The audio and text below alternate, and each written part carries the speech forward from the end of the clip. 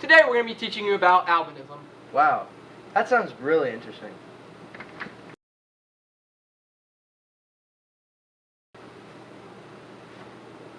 Oh, this is some really good reading material. Yeah, I find it interesting. Oh, sorry, I didn't see you there.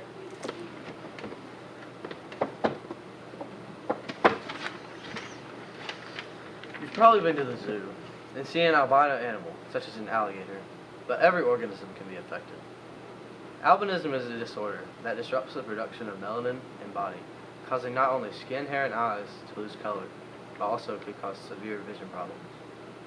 There are two types of albinism, which are oculolentiaceous albinism, which affects the hair, eyes, and skin, and can be subdivided into four categories.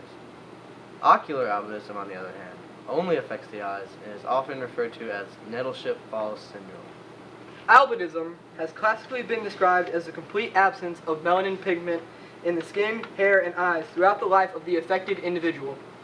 Modern molecular analysis has shown that albinism is a much more complex genetic disorder than previously thought, involving many genes with an array of functions as well as a great variation in the phenotypes of affected individuals.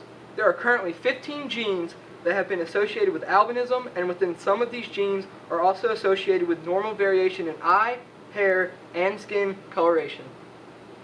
When meiosis occurs, the two parent cells give their respective genes to the cells that they create. If both cells carry the recessive gene for albinism, there is a chance that they could pass it on to their offspring. Albinism is an autosomal recessive gene. Some symptoms of the disorder are an absence of color in the hair, skin, or eyes.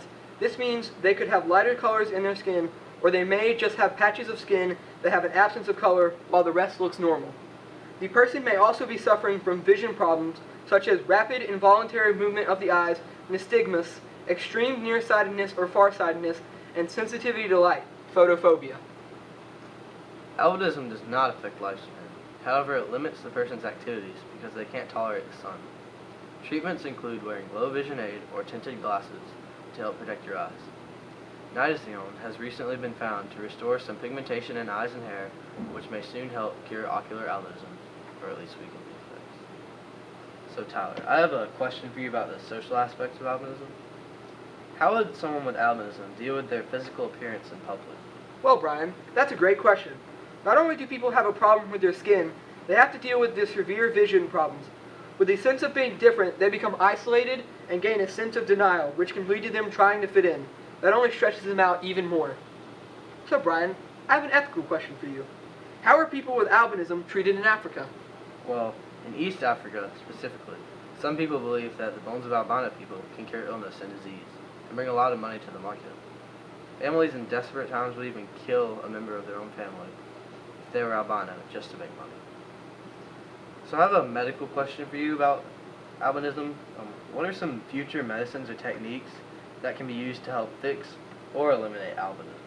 Well, like we've talked about in class before, gene therapy can eliminate all forms of albinism, but instead of deleting genes, they add copies of the genes that help make melanin. Although they have discovered it, they have not made nitazeone a main medicine for curing a lack of color in the eyes and hair. The FDA has already approved it, though, and soon many people will be using it to fix their lack of pigmentation.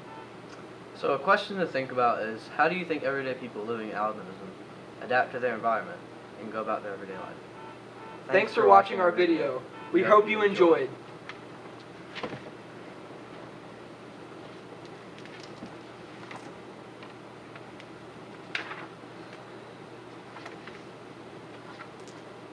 Very intriguing. Very.